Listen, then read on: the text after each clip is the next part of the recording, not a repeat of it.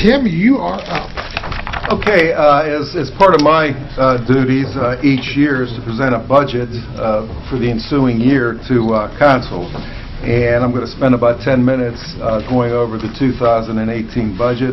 The budget hearings will be November the 2nd, Thursday at 7 p.m. and also during the work session of November the 9th, but we'll be starting at 6:30 to give us a little bit more time to discuss the budget and so the public has input.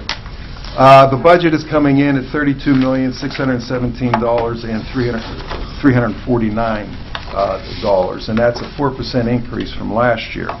Revenues are up in accordance with what has been budgeted in the last 2 years, so we have an increase of revenue as compared to the budget. However, expenses are also going up, and they will continue to go up in the ensuing years.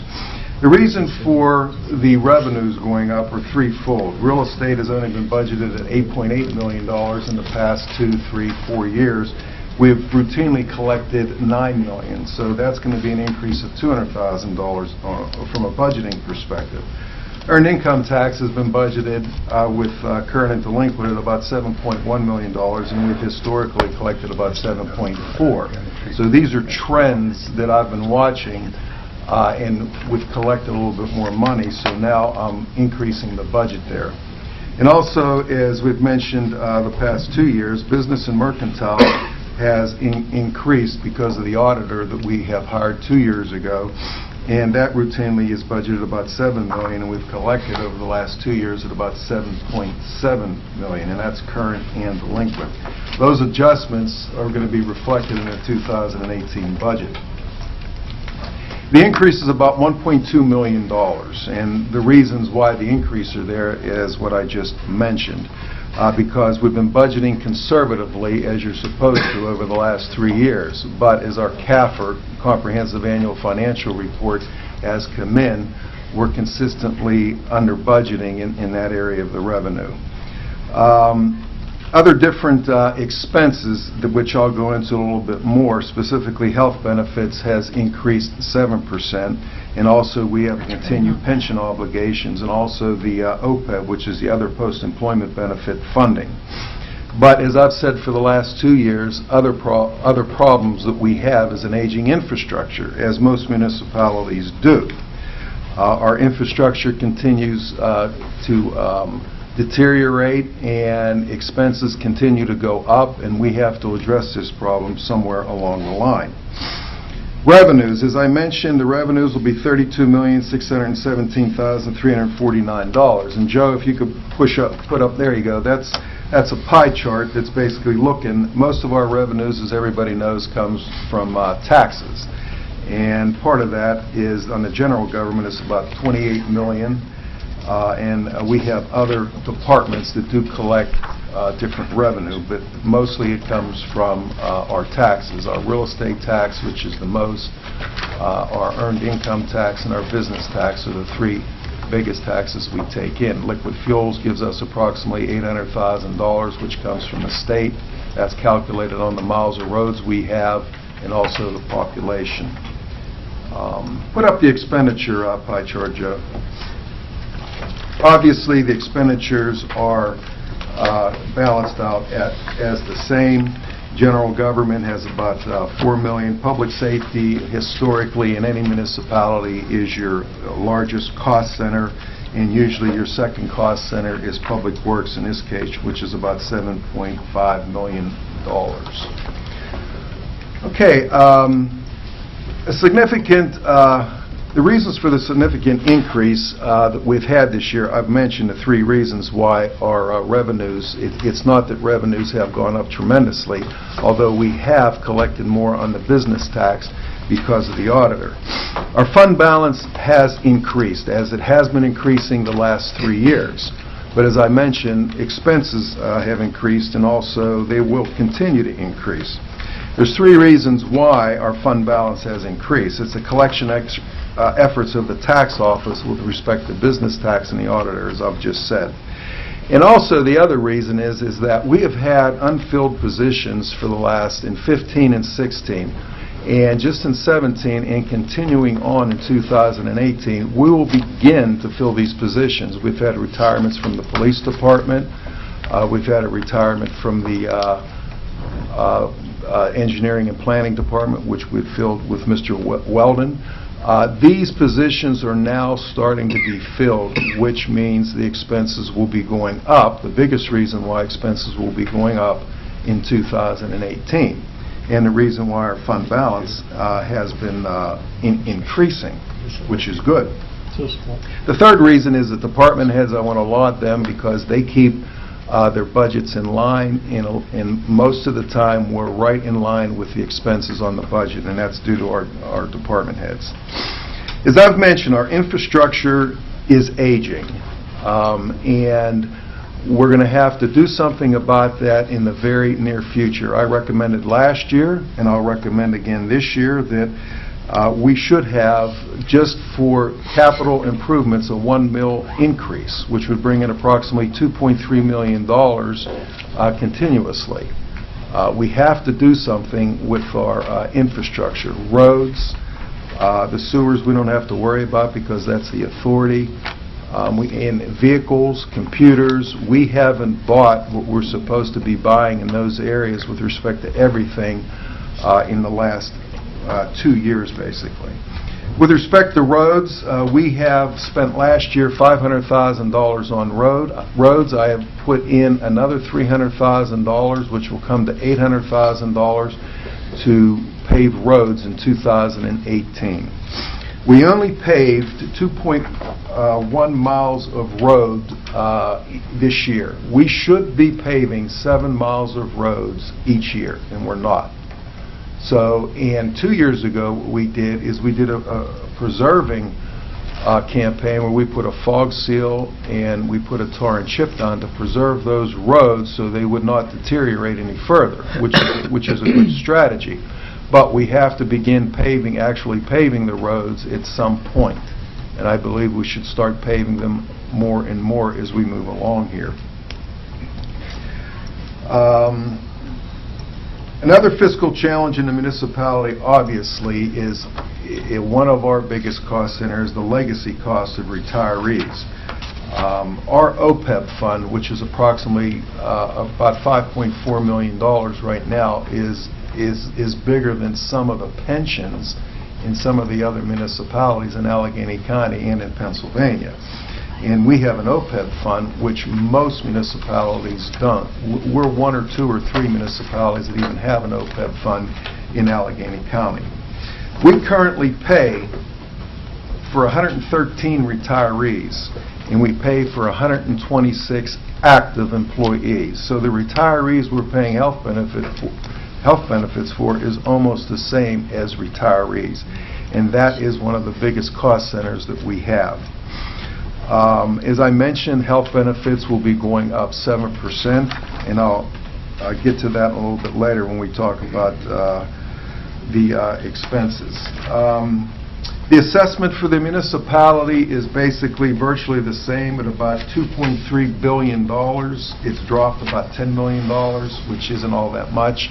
And a lot of that is due to the assessment appeals. I know the mall had a big drop on their assessment, and we've had a few others.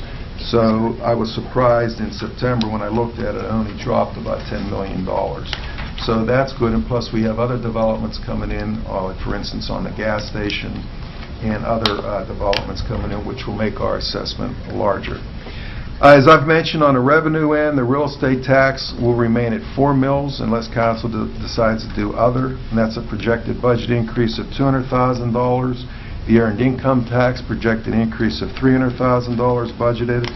Mercantile and business privilege tax increased that $150,000, which is lower than what we have taken in the past 2 years. Now, on the delinquent business privilege and mercantile tax, that's projected to decrease about $64,000, and the reason why is because we've had increases in the delinquencies of business and mercantile tax. So when those delinquencies and people are even put on the rolls of that, then they move into the current business, so your delinquents on your delinquents will start to decrease. And in other words, the low-hanging fruit of collecting from people that haven't been paying a business tax or haven't been calculating it correctly. So that's why that's on a decrease. Okay, as I've mentioned, the general fund reserve has been very healthy. The 2018 unassigned fund balance is estimated at about $9.3 million. And this estimate is a decrease, which will be the estimate from the 2017. In the fund balance analysis is at the end of the budget message, which I will get to in a second. Mr. Little, what is our required balance for the fund balance? The Government Finance Officers Association recommends 20%, which we do meet. And we have, Monroeville has had a policy, at least for the last 3 years, we've had a policy of putting 10%, and that's the investment fund that I want to put that money into, $3 million, which would be about 10%. So we have a policy of kind of keeping a rainy day fund, but that rainy day fund is still in the general fund. Okay, I would like to take it and put it into a separate fund that's going to earn it a higher interest rate. Thank you. Just want to talk about health benefits on the expenditure a little bit. Our health benefits will be going up $343,000 approximately. And the reason isn't just because of 7% increase, it's also because when we believe people are going to be retiring, we have to budget for them moving into retirement and also for new hires. But when they move in, they move on to the retiree, the OPEB fund, because we pay for retirees. All right, them and their spouse, depending on what their union contract. So once we have new people come on, we're still paying for the retirees' health benefits. And we've had a slew of people retire going back 4 or 5 years ago, and now we're going to probably, we don't know until somebody actually puts in the retire, but verbally we do know that there's going to be at least 4 or 5, 6 people retiring in 2018. So we have to budget for that. So that's why the health benefit costs have increased so much. And that's all because of union contracts. Correct. That's all because of union contract. Exactly. Just some of the items that, as far as expensive. Comprehensive plan, as Alyssa mentioned about the comprehensive plan meeting on November the 19th in Wilkins. We received a grant for $50,000. Yeah, You said November. October. I'm sorry, October 19th. I apologize. We have $50,000 grant. Now the comp plan, usually comp plans for the size of this municipality, depending on how detailed they get, that could be well over $100,000. But that's about approximately what this comprehensive plan is going to be, but we'll be sharing with that with Wilkins and Churchill because we're doing a joint comprehensive plan. And our share is approximately $40,000 out of $100,000 or so. And we still have remaining about $25,000 to pay on that coming up in 2018. Also put into the budget too, which I requested last year too, is a part-time right-to-know officer. We have, and I'll read verbatim from my budget message. This is a new part-time position created due to the increase in right-to-know requests. Under Act 3 of 2008, the right-to-know law request for municipal records has soared. The municipality has received 164 right-to-know requests in 2015, 216 in 2016, and 176 so far this year. The Human Resources Director, Mr. Sedlak, is also the municipality's what we call the RTK officer. It has become increasingly difficult for the Human Resource Director to perform his main duties of his position with significant increases in right-to-know requests. This position will assist the RTK officer in research and general administration of the RTK requests. This addition will assure to keep the municipality in timely compliance with the right-to-know law and preserve transparency in our local government. Also, what I put in, we have increasingly had problems at the front desk with respect to if the person who's working at the front desk, the receptionist, if that person goes on vacation, The ladies of the finance department, as graciously, they come out and they pitch in. But it is increasingly getting difficult for that to occur because they have timely documents to get out for this meeting, for instance, and other items that have to get out. So it becomes very cumbersome when the receptionist goes on vacation and it's at a critical time, for instance, getting documents together for the meeting. And this is really a nominal cost that I've put in addition to the budget of $10,000. This is a needed position for when the current receptionist is on vacation or leave. Currently, when the receptionist is on vacation or leave, the employees of the finance department cover the receptionist. Due to critical times during the month when time-sensitive financial documents have to be completed, this becomes problematic. In addition, the current situation could also produce labor contract issues, and this is a nominal expense for a needed position. Mr. Little, this is just projected. This doesn't mean that we would spend $10,000 in order to have the part-time person. Not Is that correct? necessarily. Correct. That's Thank just you. All these have to be approved. This is all part of the budget process. Additional dispatcher, we have spent $95,000 thus far this year on part-time, or excuse me, for overtime, not part-time, overtime for the dispatch, which is indicating that we need another dispatch, in which that would be approximately $50,000 with benefits for an initial year for a dispatch. Capital expenses, as I've mentioned, we are paying for capital expenses by transferring $1 million into the capital fund, and $1 million does not go as far as it once did. And we cannot float any more bonds. At least my recommendation is not to do that because our debt service is at about $3.2 million a year, which is about 10% of our general fund budget. The Government Finance Officers Association recommends nothing over 10%. It's not a law, it's just what they recommend. And as I mentioned before, I've increased the road paving program by $300,000. Mr. Little, we haven't floated a bond since, for the last 3 years? We haven't floated a bond. We've refunded 3 bonds since I've been working here. We haven't floated a original bond in my time working here. So we're working on the money that we have. We're only spending That's what correct. we have. We have We're floated no trying- bonds. We will not reduce our debt service until the year 2024. It'll reduce a little bit in 2023, and then it'll significantly go down in 2024, even under $1 million. And we're working towards reducing that debt service. You hear everybody talk about in Congress in Washington, D.C. about the debt, reducing that. Well, we're doing something about it here, and we're trying to reduce that because obviously you're paying interest on that. And we're So how doing- did we get in that predicament of being Well, I wasn't here. overextended? How did we get into the position? Well, there were capital items that were purchased that were needed, that we're not purchasing now. And people don't think I'm about... sorry, I meant to ask, who purchased those items? Prior councils? Yeah. Okay. Sure, our managers and I mean, things Okay. that, computers, I mean, we should be upgrading computers more than we are. We were doing that in 10, 11, and 12, but we haven't been purchasing computers, for instance, as soon as we should. Also, we're not purchasing any vehicles next year. None. We're not. We can't afford it. We're not purchasing any vehicles next year. I told the department heads that 3 months ago. Don't put it in the budget. We're not doing it.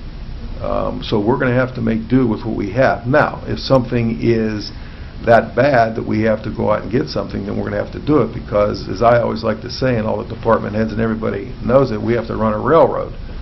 And if we have to purchase a truck or whatever, we're not purchasing any police vehicles, nothing. And outlined here is the $1 million and where it's going to go to, and most of that is a road paving program. We have a match on what's called the Green Light Go match, grant match, which is $50,000, and the vehicle lease payments, which have reduced this year, are $237,000. They were about $314,000 last year. Now, the vehicles that we are leasing are the 2 fire trucks that we have purchased 3.5 years ago, the pumper which our responsibility was $600,000, and the command truck, and our responsibility was $500,000. We have 4 police vehicles, and we have 6 public works vehicles, which comes with the assets of those is about $1.8 million. Now, this doesn't account for anything that, like Ramsey Road, and I keep using Ramsey Road when I talk about the budget, you know, and I know Mrs. Gatos doesn't want me to say that, but I keep talking about things like that. I mean, Yeah, we I keep could driving have- down and have it turns into one lane, so yeah. We could have a, and you always have to expect the unexpected, and I try to do that. And that's why I've tried to build up the fund balance that we have, and that could go, you know... What was the cost of replacing that road a few years ago when it Well, we went? spent about, what, $450,000, Paul? Something like Yeah, it was about 500,000. It was just a small portion of it. Been well over $1 million prior to that. Yeah, in '94 it was totally rebuilt. Okay, another expense which is going to affect the general fund to some degree, although it'll do it more so this year, is public safety communication. And I'll read this verbatim out of my budget message. For the past several years, the municipality has needed an upgrade to its public safety communications equipment for the police and volunteer fire departments. This upgrade is needed to switch from a VHF frequency to a UHF frequency. This change has been needed since the early 2000s as police departments began to migrate to County 911 public safety.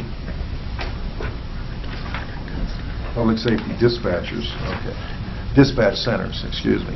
Allegheny County made the decision to move all their public safety land mobile radio systems to UHF, which is ultra-high frequency. This movement took place over the past 15 years, with the Monroeville Police Department still being on the VHF band system. Since the municipality of Monroeville has maintained its own dispatch center, it was not immediately necessary to change. However, with the end of the useful life of the current VHF land mobile radio equipment, it is not cost effective to continue on the platform since other law enforcement agencies are on the UHF platform. The upgrade will replace and/or update all fixed base station transmitters, receivers, microwaves, and repeaters on all 3 ultra-high frequency channels that are currently licensed to Monroeville Fire Department. This will enable the Monroeville Police Department to directly communicate with the Monroeville Fire and EMS departments. In addition, this will also enable the Monroeville Police Department to directly communicate with any other municipal police department in Allegheny County. The project includes upgrading our infrastructure so that the public safety officials will have better land mobile radio coverage throughout the municipality and Allegheny County. However, in addition to the cost effectiveness, moving to UHF platform will also increase the safety of our police officers and provide them with land mobile radio compatibility with other public safety services in Allegheny County. Just as an example, we have a problem, for instance, at the mall, which maybe a lot of people do. I know I do sometimes when I go down there with my own cell phone. That's just one problem. You get into all the different valleys and everything in Monroeville, and you have different problems with communication. This is going to cost approximately close to $1 million. $600,000 will be for 3 new transmitter sites, which are $200,000 apiece. And it's also going to be for dispatch consoles downstairs where the consoles are, where the dispatchers operate from. That's approximately $320,000. And for the police portable and mobile radios, it will be $200,000. Now, the volunteer fire departments, they need portables, but they're paying for those out of their own pocket, the fire departments.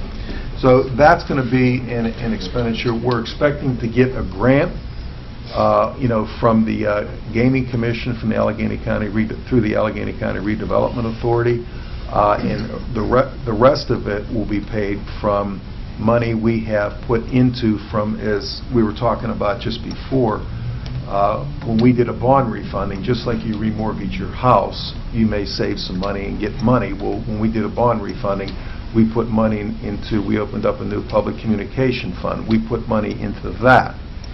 So we have been putting money aside, all right, a little bit as we go here. So this is not going to affect directly the 2018 general fund budget. We put some money aside. We've got a grant, The fire departments are picking up for their own radios, and we believe we cannot affect, I believe we cannot affect the 2018 budget by doing this, hopefully, okay? But if we do, we will have to take some money out of the fund balance to do it, okay? I've already talked about the OPEB fund. We should be putting $2.6 million into the OPEB fund, which we just can't afford to do that. There's no law that says we have to do that, like there is on pensions. We have what's called an actuarial evaluation report that is done every other year, and under the law, we have to put into the pension plans. Now, on the OPEB, there's no law that says you have to put X amount of money into the OPEB fund. As I said, we're one of the very few municipalities in the Pittsburgh region that even has an OPEB fund. But we're going to continue on with what we've done for the last 3-4 years, is we're going to transfer $1 million into the OPEB fund, but what we also do is we take $1 million out of that to replenish the general fund paying for the retirees. And you may ask yourself, well, why do you do that? You're just putting money in and putting money out.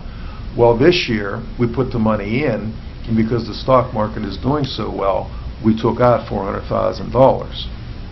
Okay, so we had $400,000 that the OPEB fund generated, and we took that out and put it into the general fund.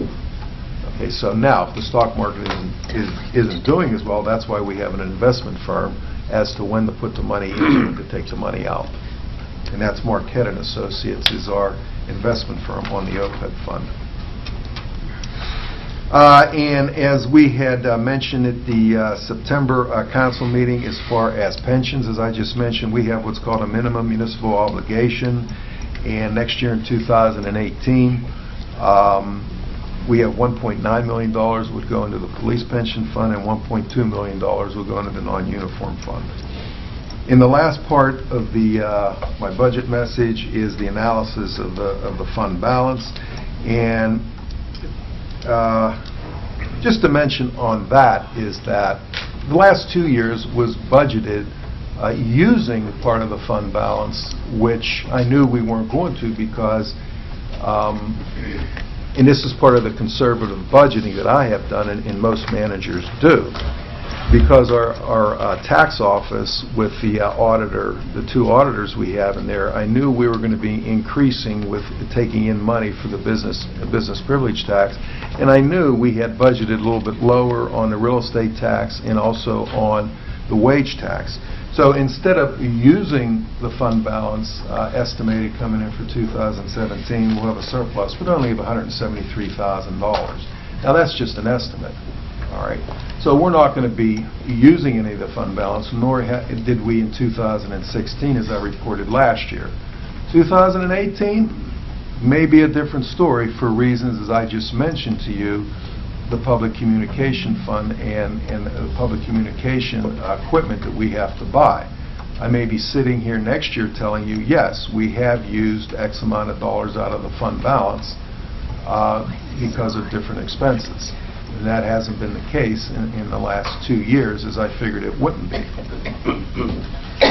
Okay, so that basically ends my budget message, and I would just like to, as I normally do, like to thank all the people, all the department heads for putting their budgets together, and specifically I'd like to thank, obviously, Josie for her input into the budget, and Jill Garofalo, and Dara, my secretary, and everybody else, and Tina Mueller also. Tina is our IT director, and she does a lot of the computer stuff with converting different things. I'm not going to get into all that, but those people I mentioned do a lot of work.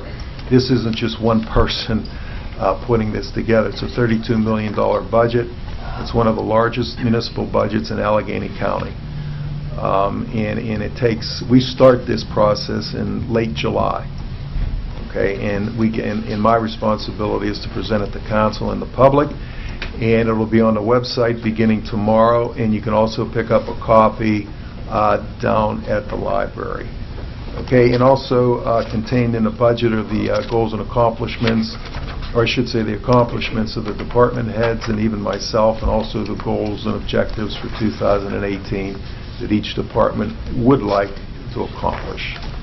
So that concludes my budget message. Thank you, sir. And just for the public knows, hopefully the 2 meetings that are scheduled, if that's not adequate, as I have done in the past, we will have other budget meetings if it becomes necessary. Mayor, this November 2nd and the 9th?